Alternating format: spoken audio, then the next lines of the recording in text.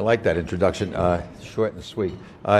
Actually, I'll just digress for a second. Actually, Reed did say our house is the basis in which I named the firm, and the reason is when you go to name something today, it's very hard to find a name that hasn't been used.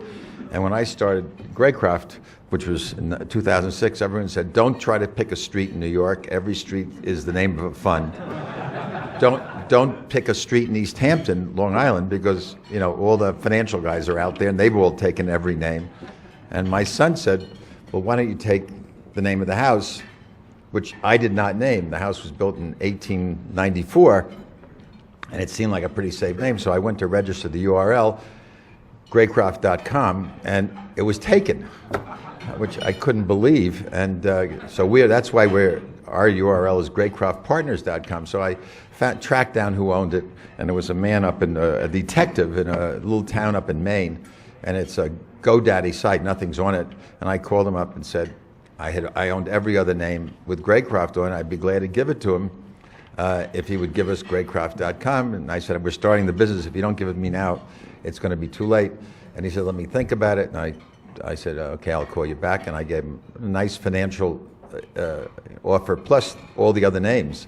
And I called him back and he said, the truth is it's very emotional with us because I live in a house in Maine that was built by my great-grandparents, and it was built in 1854.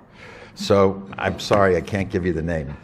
So you never know when a name is original or not. I also thought of another little apocryphal story as I was standing here when I heard the gentleman from the Zermatt Institute invite you to come for nothing next week to hear this speaker. I've been part of a speakers bureau for probably 3 years. I'm not even sure. I think it's called the Leaders Bureau, and they have a page with everyone with their picture and a big story. And my price is $20,000 for a speech. So I've been on that in that book for 3 years. I have never gotten one person calling me up to pay me $20,000. And I can tell you, I make a speech at least 2 or 3 times a month. So I'm free also. That's the truth. It's difficult to talk to an audience like this because you're made up of venture capitalists, purveyors, which are all around the room, and startups. So it's a lot easier just talking to just entrepreneurs or just venture capitalists. So I'm going to try to, I don't know. I can't do anything for the purveyors. I have nothing to say to them. You're on your own. But I will make some comments, and I must say, and I'm not just being gratuitous about it, I thought it was a very interesting morning. I was only in one section, the technology segment, but presentations were a lot better than I actually expected. I mean, it was, I thought it was going to be all startups, but a lot of you have really gotten off the ground, which is impressive, and it's not easy. So I'll throw out some comments that initially for the entrepreneurs in the group. And, there are lots of things you can say to give advice, but I'll just give you a few comments that I have there on top of mind that I think that are things to keep in mind. One is, and they're based on, unfortunately, hard experience of a lot of losses.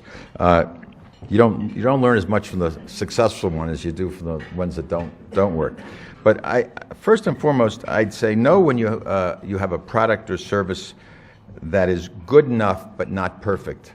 We've seen more companies fail who keep going. The engineers want to get it a little better, and it delays going to market. And the enemy of the good is perfect, as you probably have heard many times. Perfect is not something that's necessary. So if you have a product or a service, get it out in the marketplace when it's reasonably good, and then you can come up with refinements afterwards and make it that much better. Second, put a dream team together. Don't just settle for an easy group of people that you know and assemble 2 or 3 people and who don't necessarily have relevant experience. The best people to bet on, we have found, are people who have a team that have worked together at some time previously and who are doing something similar to what they've done before. We only came up, and in fact, after I've been in this business 40 years, I only came up with myself in the last year or two when we went and examined the companies we've invested in Greycroft. The best teams, the most successful, the ones that really have done it before in some way and are reproducing it again. And to the extent you can attract people that you have worked with before, you've worked out those personal relationships, and when they bring the really great talent, don't settle for less than great talent. If you're going to do a product or a service, make sure you have enough margin in it that you can make enough to spend money to market the product. Don't come in and, I always say the best products we have are the ones who come in and say, who really say our product is so good we're going to be priced above what our competition is because we're so much better than they are. That says a lot, rather than someone who is has to undercut and cut their margin in order to get a hole in the market. Know the size of your address market. Don't just look at a market in its totality. I mean, we have more people. Recently, I've been looking a lot at the e-book market because I have had a lot of experience in my background. I don't even know if it was in the resume, but I started New York Magazine. I was chairman of the board. I own several book publishing companies. I know something about the publishing business. And we're going through a phase now with the iPad that everybody's going to electronic publishing. And so I made it a point of talking to everyone in the business, and I think we found 6 or 7 companies. Every one of them says we have the best technology, we have the most important authors, we have a share of the market that nobody has, and they're all exactly in the same place. It reminded me of the 1980s when we were in the disk drive business, and there were 24 disk drives companies, and everybody showed you the size of their market, and everybody was at the same, going after the same exact market, and they all were going to have 10% of that market, and there were 22 of them at the time. And that's a true story. And as those you know, I think Seagate and a couple of others are the survivors. Talk to your customers first. This is very important, and find out what they want in advance, and not design a product that you want to do.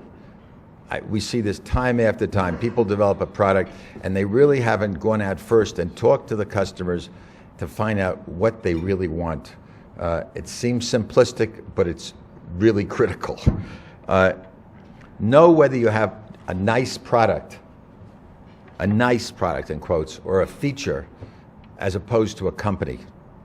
I think, of the many companies here today, not criticizing anyone, but examine whether it's a feature that belongs with something else, or whether it really is a standalone company, which involves a whole other set of circumstances. And I think too many startups or early stage companies we see are really just a product or just a feature, and really should be out raising money as a standalone company.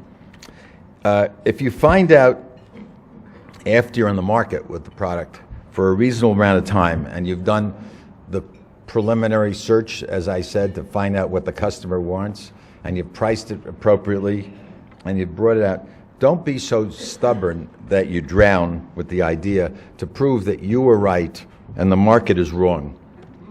I think back to a company I financed many years ago, which was in the medical electronics business. It made a cardioscope, and I'll date myself, but I've already told you I've been in this business 40 years, but this was my very early stage of my career, and they developed a cardioscope which was about this big. It weighed, the ad it had was, this is the smallest cardioscope ever made. It weighs 2.5 pounds, and it had a strap handle, you could hold it. And it was designed to go in a doctor's bag. I know that's an anachronism today. Doctors don't go on house calls, but in those days they actually went on house calls. And this was designed for the doctor's bag, so he'd come to your house and take your blood pressure and attach the scope and decide whether you really had a stomach ache or whether you really were having a heart attack. And he went out for 6 or 9 months and beat his head against the wall, because it was at that transitional time when doctors, who don't spend money anyhow, if you're trying to sell the doctors Let me tell you, doctors themselves are the worst market you can possibly sell to. I'm sorry if I offend someone here, but that's the truth. Hospitals are better, a lot better. They have the money. Doctors are cheap. So he went to a lot of trade shows and tried to sell them. He just couldn't sell it. I mean, maybe we sold one or two. And he went through a hospital, I don't know if it was one day or over several days, and he went to all the different areas and went to the OR. And when he was in the OR, he noticed the surgeon had this beautiful scope in which he was taking care of the patient and keeping him, cutting him up. And the anesthesiologist was, forget about him. He's only giving you the gas to keep you alive. He was treated like a second-class citizen who had to look over the shoulder of the surgeon. So this guy, who was a very talented entrepreneur and who did know when to give up, put a screw hole in the bottom of the device, put it on top of a tripod, got it UL approved, and ended up building a $500 or $600 million business selling to anesthesiologists. And I think it's a good thing to think about. If you have something and it's not going to the audience you have,